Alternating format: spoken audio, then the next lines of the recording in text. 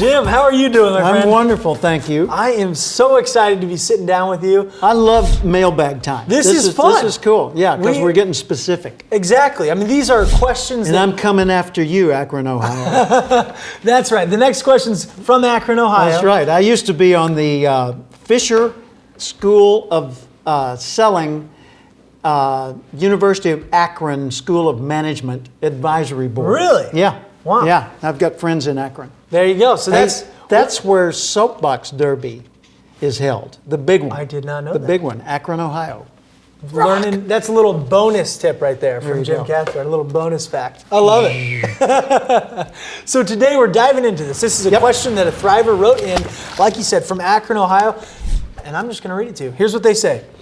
I manage a bunch of freaks who are always freaking out about little things. Every time someone gets upset about something, they start spreading rumors that our whole staff is going to quit and that the sky is falling. Seriously, last week I told the staff that I'd be making a few small changes to help improve the conversion percentage on our inbound sales floor, and by the next morning, 2 people were almost in tears because they thought I was going to lay them off. I love Napoleon Hill's book, and I love his teachings on accurate, logical thinking, but how can I get my people to remain calm and get their crap together instead of freaking out all the time? Thanks in advance and thrive on. Wow. Wow. What do you say here to I this tell you, it's thriver? time for a meeting. It's time for a meeting. Yeah, it's time for a meeting. Okay. I'd get the staff together and say, folks, here are my concerns.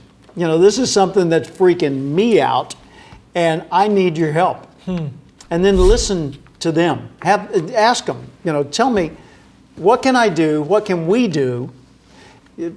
2 separate questions. What can I do? What can we do? Okay. What can I do? What can we do? Yeah, differently to give you more confidence in what you're doing and more of a sense of security in doing it.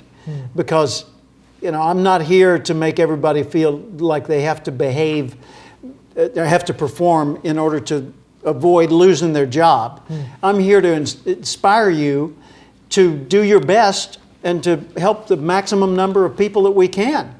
Because, you know, when we're doing sales and marketing like that, emotion is everything. Right. You know, people don't buy just on logic. Right. They justify with logic. They buy with emotion.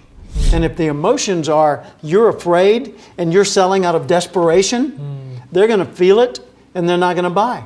So you're saying the fact that your team might be emotionally unstable, acting out of fear, will actually have an impact on the buyers. Yeah. I remember years ago I was working for a motorcycle dealership in Little Rock, Arkansas, Doug Reynolds Suzuki. Okay. And I was working part-time for Doug, and they were having a sales contest. And it was a big deal to get the maximum number of bikes sold before the end of the month. Okay. And a guy, Jim Corrins, came in, and he was interested in a little Suzuki 120 dual-purpose bike. Okay. I remember this vividly. And I did my best to tell him about the bike and show him the benefits of it and give him a test drive on it and all that. He thought, yeah, this is good, and that's about the right price. And so he was hesitating. And I was urging him to go ahead and buy.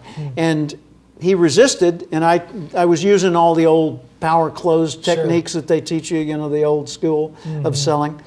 And it was all about intimidation. You know, he said, well, that's a little bit too much. I understand how you feel. Others have felt the same way. However, they have found. Well, I don't know, Jim. I'm thinking I'll decide next week. Well, that's the very reason you should go ahead and decide today, because and then.